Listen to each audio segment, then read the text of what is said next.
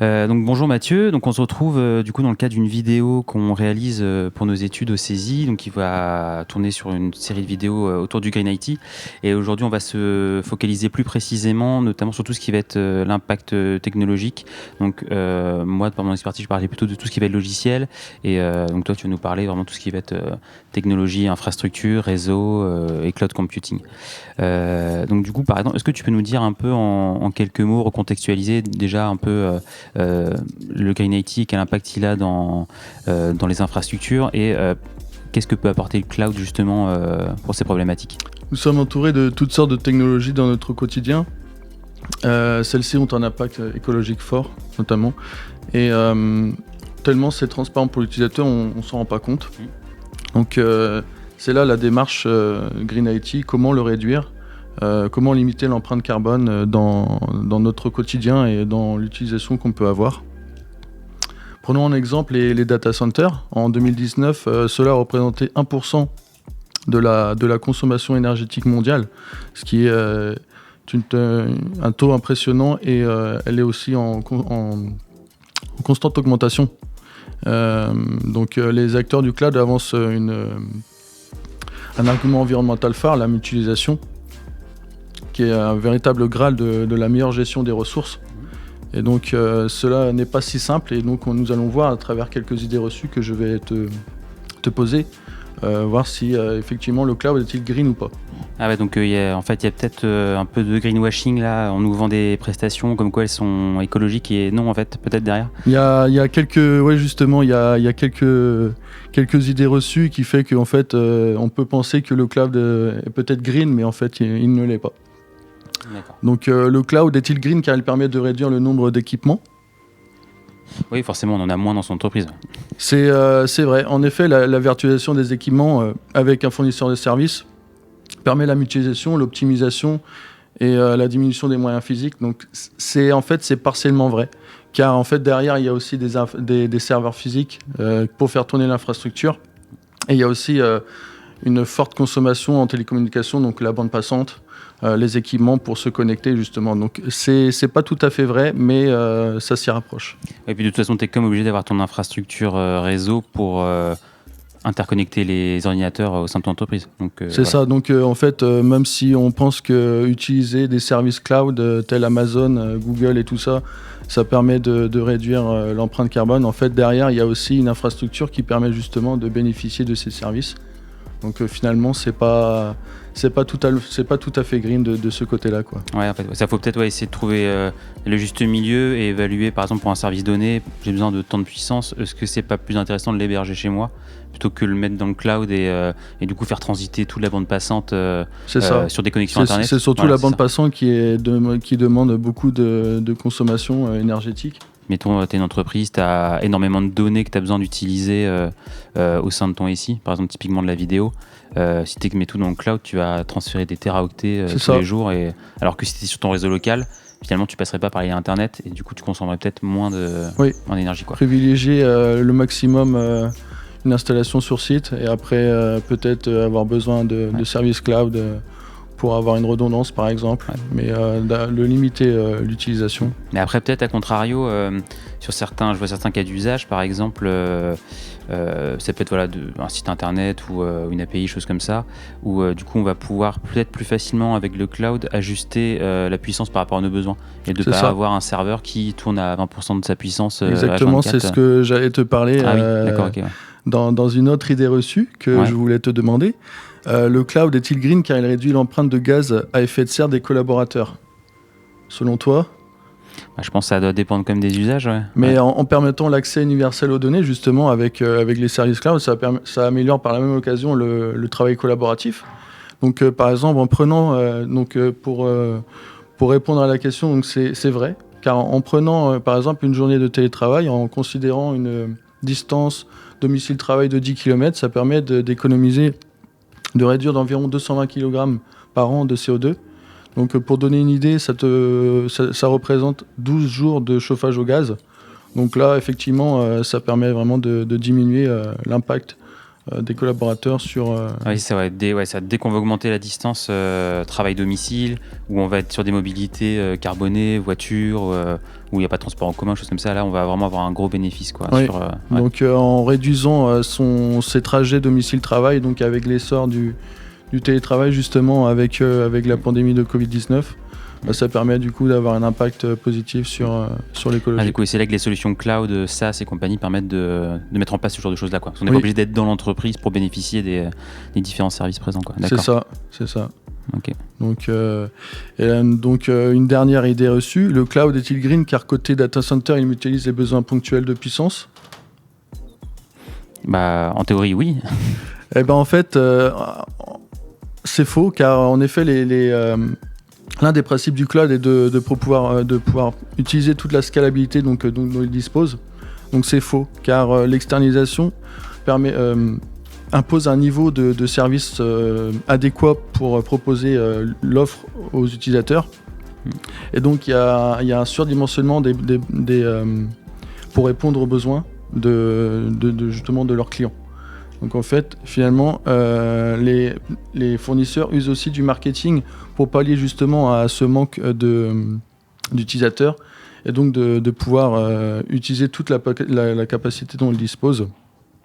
Vous trouverez en description un lien vers le code de conduite pour les data centers, code proposé par l'Union européenne.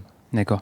Et ouais, c'est vrai que c'est une chose parfois peut-être on réfléchit pas trop, mais on a peut-être souvent des niveaux de SLA qui sont peut-être trop élevés par rapport au service qu'on veut proposer. Et sauf qu'un niveau de SLA élevé, forcément, c'est de la redondance, c'est des équipements supplémentaires, et forcément, ça consommera forcément plus que si on avait juste notre serveur chez nous qui... si le service n'est pas en continu parce que c'est pas critique, c'est pas grave. Sauf que du coup, on part sur une plateforme cloud et peut-être que du coup, eux, ils ont tout en x2 ou x3 et c'est de la consommation énergétique. Ouais, quoi. D'accord, ok.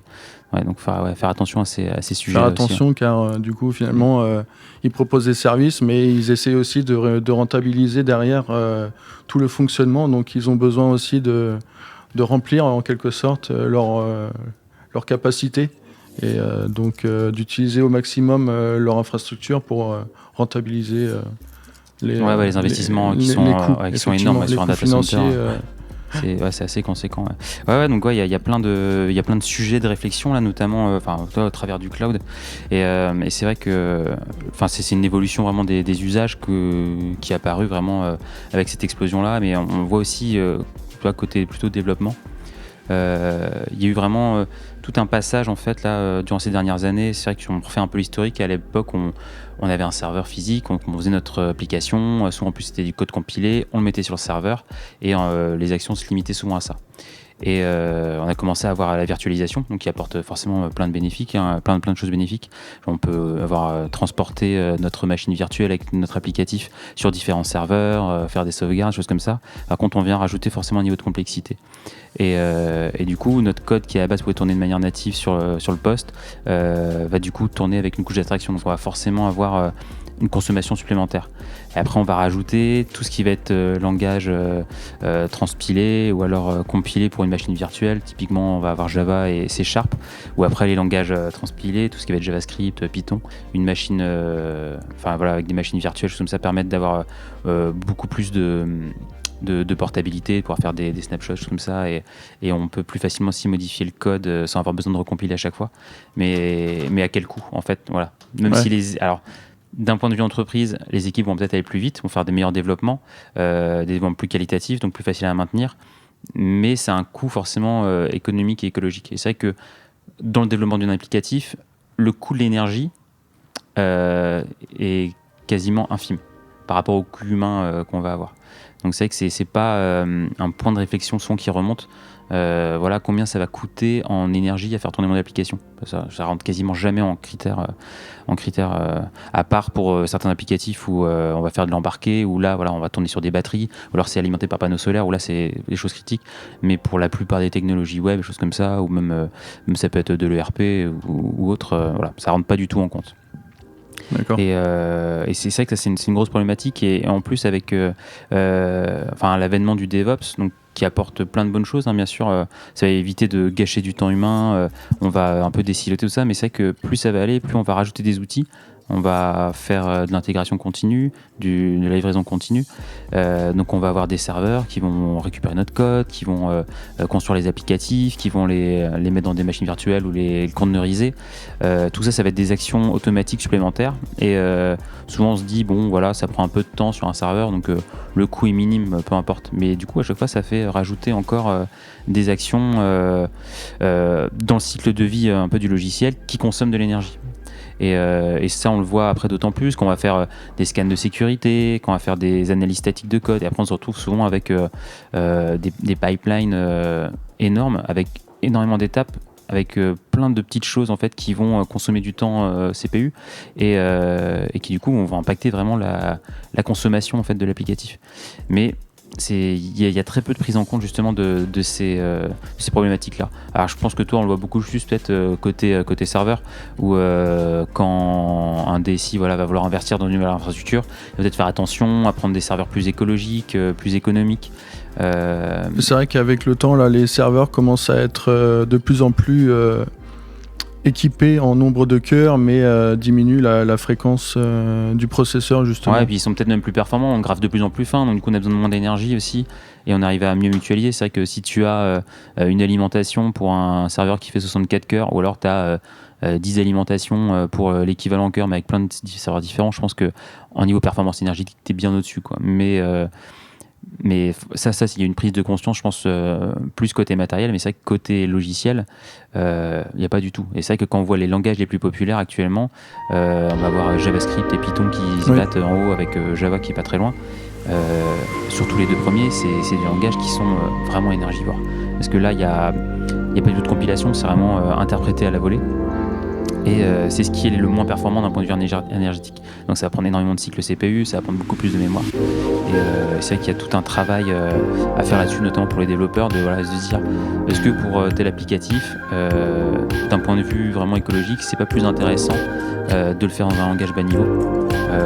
Alors pas forcément du C, mais ça peut être, il y a d'autres alternatives, du Go ou du Rust qui permettent d'avoir un écosystème comme plus sécurisé que le C, notamment de la gestion de la mémoire, et d'avoir vraiment cette réflexion-là dès la phase de conception, et se dire, on va peut-être investir un peu plus d'un point de vue humain, parce que c'est peut-être plus difficile à développer, la maintenance c'est peut-être un peu plus difficile, et il y a une contrainte de time to market qui sont peut-être pas respectées pour certains trucs, mais se dire, d'un point de vue vraiment conscience propre, on va faire un applicatif qui est plus écologique, plus respectueux de l'environnement et qui va mieux prendre en compte les problématiques énergétiques qu'on a actuellement. C'est que quand on voit l'augmentation du coût de l'énergie, c'est faramineux. Et je pense qu'on est vraiment qu'au début de cette augmentation-là, et l'IT a vraiment un rôle à jouer là-dedans et devrait être un peu moteur en fait de cette transformation-là, de cette prise de conscience.